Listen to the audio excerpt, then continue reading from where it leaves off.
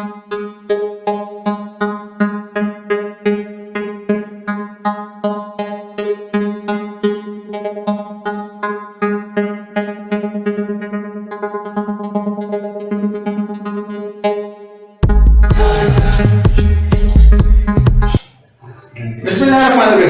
जो next topic की मैं बात करने जा रहा हूं वो है एंगुलर डिस्प्लेसमेंट। अच्छा, ये एंगुलर डिस्प्लेसमेंट बड़े जरा ध्यान से और गौर से आपने समझना है, क्योंकि इसके जो अल्फाज हैं वो हो सकता है कि आपको कुछ धोखा दे जाए कि यार ये डिस्प्लेसमेंट है, और डिस्प्लेसमेंट के बारे में तो हम बहुत ज्यादा कॉन्फिडेंट हैं, हमें पता है कि डिस्प्लेसमेंट कहां से कहां होता है ना। जैसे एग्जांपल चैप्टर नंबर 3 के अंदर हम ये बात पढ़ के आए हैं। मैं यहां पे थोड़ा सा बता दूं कि जनाब ये पॉइंट ए है जहां पे कोई शख्स है और हमने बात पढ़ी है, और पॉइंट बी पे जाना चाहता है तो ए से बी तक जाने के कई रास्ते हैं जिसे हम कहते हैं डिस्टेंस, जिसे हम कहते हैं, जो कौन सा वर्ड यूज करते हैं, आर्बिट्रेरी पाथ। आर्बिट्रेरी का मतलब होता है इख्तियारी। आप अपनी मर्जी से कोई भी रास्ता इख्तियार करते हुए कहीं से कहीं पहुंच जाएं, this is called the distance. लेकिन आपने ये पढ़ा कि अगर आप ए से बी की तरफ एक स्ट्रेट लाइन में मूव करते हैं, दिस इज कॉल्ड डिस्प्लेसमेंट। सो हमारे जहन में कुछ इस किस्म की बात है इस वक्त डिस्प्लेसमेंट में, कि डिस्प्लेसमेंट का मतलब होगा कुछ सर्टेन डिस्टेंस कवर हो रहा है। सो इसलिए मैं चाह रहा हूं कि एंगुलर डिस्प्लेसमेंट बेसिकली क्या चीज है, इसको जरा ध्यान से आपने समझना है। अब चूंकि एंगुलर है तो हम सर्कल की बात करने जा रहे हैं, तो लेट्स ड्रॉ अ सर्कल। एक सर्कल ड्रॉ करते हैं और उसके ऊपर हम बात करते हैं कि है क्या। तो हमने क्या किया जनाब, एक सर्कल ड्रॉ किया और इस सर्कल का हमारे पास एक सेंटर है, तो सेंटर को हम O का नाम दे देते हैं, राइट। तो सेंटर से लेके सर्कमफेरेंस तक का जो डिस्टेंस होता है वो हमारे पास क्या कहलाता है, रेडियस। तो इस पॉइंट को हम कह रहे हैं पोजीशन P1, ये फर्स्ट पोजीशन है मेरे पास। ओके, बॉडी ने चलना शुरू किया, जाहिर सी बात है कुछ टाइम लगा होगा, और उसके बाद ये इस पोजीशन पे आ गया जिसको मैं कह रहा हूं पोजीशन P2। तो सेंटर से लेकर पोजीशन P2 तक मैं दोबारा एक लाइन ड्रॉ करूं, so what do you think, this is also the radius. और ये दोनों रेडियस क्या रहेंगे, सेम है, क्योंकि रेडियस तो सर्कल में चेंज नहीं होता। P1 से P2 तक जो मैं सर्कल में चलता हुआ गया हूं, सर्कल के ऊपर जो मैंने डिस्टेंस कवर किया है, डिस्प्लेसमेंट कवर किया है, इसको हम रिप्रेजेंट करते हैं S से, और इसको हम लिखते हैं आर्क लेंथ। अच्छा, बिल्कुल सीधी सी बात है, ये लेंथ है P1 से P2 तक इस सर्कल की क्या है, लेंथ। लेकिन लेंथ क्या है, तिरछी, कर्व है। तो कर्व को, तिरछी को आर्क कहते हैं। आर्क का मतलब होता है तिरछा। तो ये एक लेंथ है P1 से P2 तक, लेकिन तिरछी लेंथ है। इस दौरान अगर आप नोट करें तो यहां से यहां पर सर्कल में एक एंगल भी बना है जिसको हम कह रहे हैं थीटा। तो एंगल को हम यहां पे जिस चीज से रिप्रेजेंट कर रहे हैं उसको हम कह रहे हैं थीटा। ठीक है, थीटा एक नाम है, लेकिन थीटा दर हकीकत है क्या, ये है सारी कहानी। हम यहां पर नोट कर रहे हैं, और वो ये नोट कर रहे हैं कि जितना हम इस एंगल को बढ़ाते चले जाएंगे उतना आर्क लेंथ क्या होती चली जाएगी, बढ़ती चली जाएगी। तो हमें ये समझ में आ रहा है कि ये जो आर्क लेंथ है ये डायरेक्टली प्रोपोर्शनल है किसके, एंगल के। तो जितना मैं एंगल बढ़ाता रहूंगा उतना आर्क लेंथ क्या करता रहेगा, इंक्रीज करता रहेगा। ये प्रोपोर्शनलिटी वेरी सिंपल समझ में आ रही होगी। जब हम प्रोपोर्शनलिटी हटा के इज इक्वल टू लगाते हैं तो we put constant of proportionality. तो यहां कांस्टेंट ऑफ प्रोपोर्शनलिटी है r, जो कि हमारे डायग्राम में भी नजर आ रहा है कि रेडियस है, यानी during the motion r change होने वाला नहीं है हमारे पास। और साथ में हमारे पास क्या है, ये है थीटा। अच्छा, ये जो थीटा है इसको अगर मैं कैलकुलेट करूं तो ये r डिवाइड हो रहा है, वहां जाकर क्या हो जाएगा, मल्टीप्लाई हो जाएगा। तो ये हो जाएगा s डिवाइडेड बाय r। ये जो s है हमारे पास, जिसको मैं क्या कह रहा हूं, this is called arc length, और ये जो r है जिसको मैं क्या कह रहा हूं, रेडियस।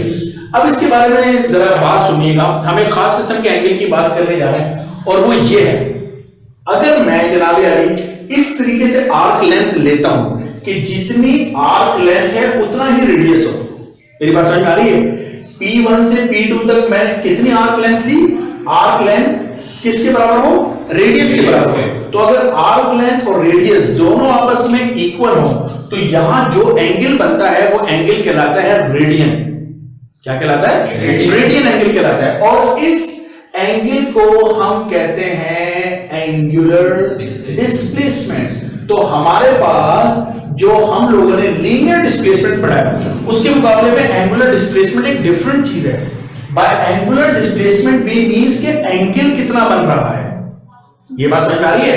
एंगुलर डिस्प्लेसमेंट क्या बता रहा है, एंगल कितना बन रहा है, जबकि यहां डिस्प्लेसमेंट का मतलब होता है कितना मैंने डिस्टेंस कवर किया। एक्चुअली डिस्टेंस तो मैं सर्कल के ऊपर कवर कर रहा हूं, व्हाट डू यू थिंक, यानी आर्क लेंथ ही एक्चुअली मेरा डिस्टेंस है या मेरा डिस्प्लेसमेंट है, बट ये आर्क लेंथ डिपेंड कर रहा है किसी चीज के ऊपर, और वो किस पर डिपेंड कर रहा है? इस एंगल के ऊपर। Got my point? So this angle is called angular displacement. कितना एंगल हो रहा है उसे हम कहते हैं एंगुलर डिस्प्लेसमेंट, और वो एंगुलर डिस्प्लेसमेंट जितना ज्यादा होता जाएगा उतना आर्क लेंथ ज्यादा होता रहेगा। अब ये एंगुलर डिस्प्लेसमेंट जाहिर सी बात है, जिस तरह हमने यहां डिस्प्लेसमेंट बनाया तो डिस्प्लेसमेंट का यूनिट हमने क्या पढ़ा था? मीटर। डिस्टेंस का यूनिट भी क्या पढ़ा था? मीटर पढ़ा था। तो सवाल ये कि यहाँ पे जो आर्क लेंथ है उसका यूनिट क्या है? तो वही है जो मैंने अभी आपसे कहा, रेडियन। अच्छा, हो सकता है यहाँ पे आपके ध्यान में वो सवाल भी हो कि सर हम तो ये करते आए थे कि अगर हमने एक सर्कल बनाया था और सर्कल में हम इस तरीके से एक्स एक्सिस और वाई एक्सिस बनाते थे तो हम यहाँ कहते थे 0 डिग्री, और फिर हम यहां से यहां चले गए तो हमने कहा कि ये एंगल है 30 डिग्री। तो एक्चुअली बात ये है कि ये डिग्री एंगल कौन सा है? ये डिग्री बेसिकली एंगल की रिप्रेजेंटेशन हमारे पास नहीं हो सकती। क्यों नहीं हो सकती? इस सवाल का जल्दी सवाल ये कुछ रीजंस हैं। नंबर 1, पहली रीजन तो ये कि ये डिग्री हमें ये नहीं बताता कि हम आर्क लेंथ कितनी कवर कर रहे हैं।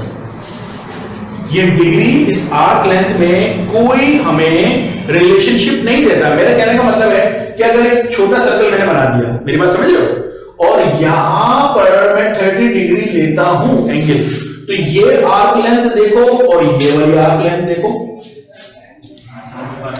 फर्क आ रहा है ना? तो ये जो 30 डिग्री है ना, ये मुझे बेसिकली जो सर्कल के ऊपर कितना डिस्टेंस कवर हो रहा है उसकी इंफॉर्मेशन मुझे नहीं देता।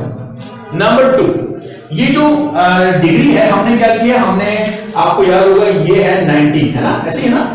तो फिर ये भी कितना होता है? 90, और ये भी कितना है? 90, और ये भी कितना है? 90। तो हम कहते हैं एक सर्कल में टोटल एंगल कितना होता है? 360 degree. So why it is 360? 360 से ज्यादा नहीं हो सकते? हो सकते हैं, लेकिन 360 में क्यों लेकर आए? इसके पीछे भी पूरी एक लॉजिकल रीजन है कि एक सर्कल के अंदर जो इक्विलैटरल ट्रायंगल है वो 3 बन जाती है। पर मैं उस चक्कर में आपको उलझाना नहीं चाहता। मेरे कहने का मतलब है कि ये हमने क्या किया कि आप इसको ऐसे समझ लो कि कोई शख्स होगा जिसने कहा होगा यार पूरे सर्कल को हम बराबर बराबर कितने हिस्सों में डिवाइड कर देते हैं? 360 में। तो उसने 360 में कर दिया, ओके, लेकिन उसने जिस तरीके से किया वो कौन सी इंफॉर्मेशन को मिस कर दिया होगा? Arc length. So I need an angle, I need a unit, ऐसा यूनिट चाहिए इसका थीटा का जो कि मुझे किसकी इंफॉर्मेशन दे? आर्क लेंथ की इंफॉर्मेशन दे। इसलिए हम डिग्री से स्विच करेंगे किसके ऊपर? रेडियन के ऊपर। बी केयरफुल, हम में से वो लोग जो मैथमेटिक्स पढ़ते हैं, मैथमेटिक्स के स्टूडेंट हैं, वो ये फॉर्मूला यूज करते हैं। हमारे पास फर्स्ट ईयर में मैथमेटिक्स में ये फॉर्मूला है, S is equal to R theta, और उनको टीचर ने बताया कि ये थीटा एंगल रेडियन में है। अगर यहां पर थीटा आपने डिग्री में यूज किया तो वो बताते हैं टीचर कि ये फॉर्मूला गलत हो जाएगा। सो मैं भी आपको ये समझाना चाह रहा हूं कि ये जो थीटा है ये किसके अंदर है? ये एंगल ये हमारे पास रेडियन के अंदर है। रेडियन एंगल समझे क्या होता है? मैंने आपने बोला कि जैसे आर्क लेंथ और रेडियस जब बराबर होगा तो फिर उसको हम रेडियन बोलते हैं। जी, तो अगर मुझसे आप ऐसे पूछे ना, मैं आपको इसको बिठा के बताता हूं। देखो, अगर सवाल ऐसे आ जाए कि आप मुझसे ये बोलें कि सर व्हाट इज 1 रेडियन, कि 1 रेडियन हमारे पास एंगल क्या है? ये मेरी बात समझ रहे हो? तो 1 रेडियन हमारे पास क्या एंगल होगा? मैं कहता हूं कि 1 रेडियन हमारे पास वो एंगल होता है कि when s is equals to r, जब भी s और r इक्वल हो जाए then the angle is in किसमें है?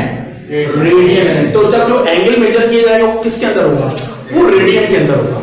और वो जो रेडियन वाला एंगल है वो मुझे फिर किसकी इंफॉर्मेशन दे रहा होगा? एस, आर्क लेंथ की इंफॉर्मेशन दे रहा होगा। क्योंकि देखो आर हमेशा कांस्टेंट होता है इसके अंदर, तो जो चीज चेंज हो सकती है वो क्या चेंज हो सकता है? थीटा और एस चेंज हो सकते हैं। ठीक है? सो जो थीटा है वो हमें किसकी इंफॉर्मेशन देगा? आर्क लेंथ की इंफॉर्मेशन देगा। ये प्लीज बी केयरफुल। तो रेडियन में हम आए ही इसी वजह से ताकि हमें किसकी इंफॉर्मेशन मिलती रहे? आर्क लेंथ की इंफॉर्मेशन मिलती रहे। ये ना हो कि सेम एंगल के ऊपर डिफरेंट आर्क बन रही हो तो फिर तो इंफॉर्मेशन गई, जिस तरह डिग्री में मैंने भी बताया था। लेकिन इसके अंदर अगर हम रेडियस चेंज करेंगे तो आर्क लेंथ भी चेंज हो जाएगी। तो 1 रेडियन के ऊपर आपको आर और एस हमेशा सेम ही मिलेगा, डिफरेंट नहीं मिलेगा। ये मैं आपसे कहना चाह रहा हूं। ओके, अच्छा, यहां तक ये बात हो गई। तो अब हम क्या कर रहे हैं, ये हमारे पास एक इंपॉर्टेंट फॉर्मूला है जिसके ऊपर मैं थोड़ा सा वेव लाइक शेप बना देता हूं। और इसके बारे में हमने एक बात करनी है, क्योंकि हम डिग्री भी पढ़ चुके हैं और रेडियन भी पढ़ चुके हैं, तो दोनों में कन्वर्जन क्या है वो हमें देखनी है। मैं रिकॉर्डिंग देख लूं, चल रही है?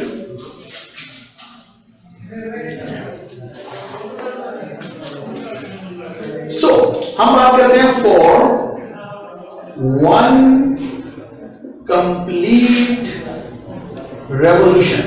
वन कंप्लीट रेवोल्यूशन का मतलब है एक मुकम्मल चक्कर के लिए। तो एक मुकम्मल चक्कर को जरा गौर से समझ लो प्लीज। अगर मैं P1 पे खड़ा हूं और मैं घूमता घुमाता वापस किसके ऊपर आ जाऊं, P1 पे, वापस P1 पे आ जाऊं, तो मैंने सर्कल के ऊपर कितना डिस्टेंस कवर किया? तो आप बोलेंगे जितनी सर्कल की लेंथ है। क्या ख्याल है? ऐसे ही है ना? तो मैं जो मेरा S है जिसको मैं क्या कह रहा हूं, आर्क लेंथ, वो किसके बराबर हो गया? सर्कुलर लेंथ के बराबर हो गया। बात समझ रहे हैं? अगर मैं P1 में हूं और जैसे से मूव करता जा रहा हूं तो आर्क लेंथ क्या होती जा रही है? बढ़ती जा रही है। बढ़ते बढ़ते बढ़ते बढ़ते बढ़ते जैसे मैं दोबारा P1 पे आ गया तो आर्क लेंथ इतनी बड़ी होगी ना, कितनी बड़ी? कितना? पूरा सर्कल है, तो पूरे सर्कल की लेंथ को, पूरी सर्कल की लेंथ आर्क लेंथ के बराबर होगी। और सर्कल की लेंथ को बेसिकली टेक्निकल जबान में क्या बोलते हैं? सर्कमफेरेंस कहते हैं। तो मेरे पास जो S है वो किसके बराबर हो जाएगा? 2 पाई r के बराबर हो जाएगा।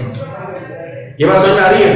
तो फिर अगर मैं angle in term of degree बात करूं कि कितने एंगल बनेंगे, तो पूरे सर्कल में जो एंगल बनता है वो कितना होता है? 360 डिग्री। तो मेरे पास जो एंगल बना वो बना 360 डिग्री। ओके, तो ये दोनों इंफॉर्मेशन उठा के इस इक्वेशन में पुट कर रहा हूं मैं। तो मेरे पास क्या है, देखिए S मैं लिख देता हूं, S किसके बराबर है? r थीटा के। S क्या है हमारे पास? S it is 2 pi r is equal to, ये क्या है? r, और उसके साथ क्या है? थीटा, और थीटा मेरे पास कितना है? 360, और ये डिग्री के अंदर है। तो आप देख सकते हैं r से r क्या हो गया हमारे पास? कैंसिल हो गया। तो ये क्या बचा? 2 पाई, और ये 2 पाई बेसिकली हमें बता रहा है कि कितना सबस्टेंड हुआ था आर्क। तो आर्क कितनी सबस्टेंड हुई, ये किसमें हम मेजर कर रहे हैं? रेडियन के अंदर। तो ये 2 पाई के साथ यूनिट आपने क्या लगा दिया? रेडियन। और ये 360 के साथ क्या लगा दिया? डिग्री। तो एक बात तो याद रखिएगा, 2 पाई रेडियन किसके बराबर होता है? 360 डिग्री। तो 2 मल्टीप्लाई हमारे जाकर क्या हो जाएगा? डिवाइड। तो पाई रेडियन किसके बराबर हुआ? 180 डिग्री। एग्री करते हो? ये सारे एमसीक्यूज के हवाले से बातें शुरू हो गई हम कि 2 पाई रेडियन 360 डिग्री से बराबर है। पाई रेडियन किसके बराबर है? 180 डिग्री के बराबर है। अगर आप मुझे इजाजत दें कि मैं इसको 1 मल्टीप्लाई बाय पाई लिख सकता हूं, तो पाई फिर मल्टीप्लाई हमारे करके हो जाएगा डिवाइड। तो यहां क्या बचा? 1 रेडियन। तो 1 रेडियन 180 अपॉन पाई। तो 180 को पाई यानी 3.142 से अगर आप डिवाइड करें तो दिस बिकम 57.3 डिग्रीज। ये याद रहेगी बात? आसान है? ओके, ये एमसीक्यू से पूछता है। इसी तरीके से अगर आप मुझे इजाजत दें तो क्या मैं 1 मल्टीप्लाई बाय 180 लिख सकता हूं? तो इसी तरीके से 180 1 से मल्टीप्लाई होगा तो 180 वहां तक क्या हो जाएगा? डिवाइड। तो यहां क्या बचा? 1 डिग्री। तो 1 डिग्री किसके बराबर हो? वहां पहले से कौन मौजूद है? पाई, और 180 वहां जाकर क्या हो रहा है? डिवाइड। एग्री? समझ आ रही बात है? तो जब भी पाई 3.142 को 180 से डिवाइड करते हैं तो 0.01745, लेट मी कंफर्म कि 0.1045 है। यस, अच्छे रट्टे लगे हुए मुझे, हैं? इसी तरह रट्टे लगे होने चाहिए। तो ये है 0.1745। ओके, किसके बराबर है? रेडियन। तो ये भी अच्छे तरीके से हमें याद होना चाहिए। बताइए, क्लियर है? Yes sir. अच्छा, अब थोड़ी सी बात और सुन लीजिए। यहां पर ये गुफ्तगू ना थोड़ी सी नामुकम्मल है, और इस गुफ्तगू को थोड़ा सा और आगे बढ़ाने के लिए इसके बारे में कुछ बातें करनी जरूरी है भी और नहीं भी। तो वो सारी बातें जो है ना वो है आपके सिर्फ बोर्ड के लिहाज से इररिलेवेंट है, लेकिन नॉलेज के लिहाज से रिलेवेंट है। नॉलेज के लिहाज से मैं आपको ये कहना चाह रहा हूं कि ये जो हमारे पास एंगुलर डिस्प्लेसमेंट का मतलब है एंगल, जिसको हम किस में मेजर कर रहे हैं? रेडियन। तो मेरे पास यहां पर अगर आप आओ तो मुझे ये बताओ कि आर्क लेंथ किस में मेजर की जाती है? मीटर में। रेडियस किस में मेजर किया जाता है? मीटर में। रेडियस इज लेंथ मीटर में। सो मीटर से अगर मैं मीटर कैंसिल कर दूं तो थीटा का कोई यूनिट बना? नहीं बना। तो थीटा को कहना चाहिए डायमेंशनलेस। डायमेंशनलेस का मतलब क्या होता है? यूनिट जिसका कोई यूनिट हो ना, समझ लो उसका डायमेंशन भी होता है। जिसके सारे यूनिट कट कटा जाए, कुछ बचे ना, तो उसमें डायमेंशन क्या बताऊंगा। तो ये डायमेंशन फर्स्ट चैप्टर से बता रहा हूं, लेंथ, मास और टाइम, ओके, जिसके ऊपर हम बात कर लेंगे। सो ये जो थीटा है ना हमारे पास, एंगुलर डिस्प्लेसमेंट, ये डायमेंशनलेस है, इसकी डायमेंशन नहीं होती। नंबर एक बात, एक जमाने तक हम इसको कहते थे कि एंगुलर डिस्प्लेसमेंट का यूनिट नहीं होता, क्योंकि हमारी किताब आपको मालूम है कि 1980s के अंदर लिखी गई और उसके बाद दोबारा से इसमें कोई अमेंडमेंट नहीं हुई। तो 1995 या 97 के अंदर जो कॉन्फ्रेंस होती रहती है इंटरनेशनल, जो कि मेजरमेंट के ऊपर होती है कि भाई मेजरमेंट की यूनिट क्या होने चाहिए, कैसे होने चाहिए, उस कॉन्फ्रेंस ने डिसाइड किया कि नाउ वी एक्सेप्ट कि रेडियन एक यूनिट है। देखो हमारी किताब में अभी भी लिखा हुआ है, अभी भी लिखा हुआ हमारी किताब में कि रेडियन यूनिट नहीं है। चूंकि रेडियन यूनिट नहीं है, तो इसलिए हमारी किताब वाला कहता है फाइनल आंसर में से मैं रेडियन को ओमिट कर सकता हूं। ओमिट का मतलब है निकाल सकता हूं। मैं फाइनल आंसर में रेडियन को इंक्लूड नहीं करूंगा क्योंकि यूनिट ही नहीं है। मेरी बात समझ रहे हो? लेकिन मैं आपसे कह रहा हूं मॉडर्न, जो हमारे मॉडर्न क्या मतलब 97 की या 95 की बात कर रहा हूं, तुम लोग तो पैदा नहीं हुए थे उस जमाने में, इंटर वाले जो इस वक्त वीडियो देख रहे हैं। तो फिर भी मेरे कहने का मतलब यह है कि 95 या 97 के अंदर इट इज डिसाइडेड कि now radian is accepted as a unit. तो रेडियन को हम जिस फिजिकल क्वांटिटी में लाते हैं उसे हम कहते हैं सप्लीमेंट्री फिजिकल क्वांटिटीज। कौन सी? Supplementary physical quantities. ओके, हमारे पास फिजिकल क्वांटिटीज हैं, उनमें बेस यूनिट है, ड्राइव यूनिट है। तो बेस यूनिट में 7 हैं, तो रेडियन को बेस यूनिट में इंक्लूड कर लिया गया है। रेडियन अब हमारा बेस यूनिट है, न्यू बात कर रहा हूं। लेकिन हमारी किताब के मुताबिक रेडियन अभी भी कोई यूनिट नहीं है। ओके, दूसरी बात ये क्या है? ये है कि जब हम, ये हमारे जैसे लोगों के लिए एंगल रेडियन नहीं हो सकता। क्यों? क्योंकि हम जिंदा इंसान हैं और हम चीजों को बहुत वाइडर व्यू के अंदर देखते हैं। मेरे कहने का मतलब है कि अगर यहां पर एक आई में बना दूं ऐसे करके और वो आई देख रही है, तो वो आई क्या देख रही है? I is just looking at a length, एक लेंथ को देख रही है। क्या देख रही है? लेंथ को देख रही है। ओके, तो इसीलिए हम लोग इस रेडियन को प्लेन एंगल भी कहते हैं। ये सारी बातें बेशक तुम लोग भूल जाओ, मुझे कोई फर्क पड़ने वाला नहीं है, राइट? जो मैंने अभी तुम्हें बता दिया ये सब एक्स्ट्रा बातें हैं, लेकिन मैं सिर्फ तुम लोगों की नॉलेज के लिए बता रहा हूं। लेकिन अगर तुम लोग अपनी आंखों से देखो तो तुम लोग मुझे एक लाइन की तरह देख रहे हो, पूरे एरिया की तरह देख रहे हो, तो पूरे एरिया की तरह देख रहे हो, तो तुम्हारी आई जो है वो रेडियन एंगल नहीं बना रही। Try to understand. इसके लिए एक और एंगल है, उसको हम कहते हैं स्टी रेडियन। क्या बोलते हैं? स्टी रेडियन, STE। रेडियन से पहले क्या लफ्ज लगा देते हैं? STE, तो स्टी रेडियन बन जाता है हमारे पास। ओके, वो स्टी रेडियन हमें बताता है कि बेसिकली आप कितना एरिया देख रहे हो। तो मेरी आंख जो एंगल बना रही है वो साइंटिफिकली किसमें मेजर किया जाता है? स्टी रेडियन। ओके, कोई टॉर्च है जिससे लाइट निकल रही है, स्टी रेडियन। कोई एलईडी है, लाइट इमिटिंग डायोड है, उससे रोशनी निकल रही है, स्टी radian. So whatever we measure in science, in technology, in engineering or in medical science, we measure स्टी रेडियन because स्टी radian is the actual angle. वो कहलाता है एंगल इन सॉलिड प्लेन। क्या कहलाता है? Angle in solid plane. और वो भी बेस यूनिट में शामिल कर दिया गया है। सो पहले जो 7 थे अब वो 9 हो चुके हैं। सो हम कहते हैं कि base unit, SI base unit कितने हैं? 9। लेंथ था, मास था, टाइम था, करंट था, टेम्परेचर था, ल्यूमिनस इंटेंसिटी था, अमाउंट ऑफ सब्सटेंस था। ये तो 7 थे पहले, इंक्लूडेड रेडियन, स्टी रेडियन। ओके, बट हमारी किताब के लिहाज से अभी भी बेस यूनिट कितने हैं? 7। और हमारी किताब में अभी भी लिखा हुआ है कि जो रेडियन एंगल है ये एंगल नहीं है जनाब, और अपने फाइनल आंसर में से रेडियन को निकाल के जब चाहो उठा के बाहर फेंक दो। और यही काम हम करेंगे भी इंशाल्लाह, देखिएगा। ओके, यहां तक बात समझ में आ गई? क्लियर है? ओके।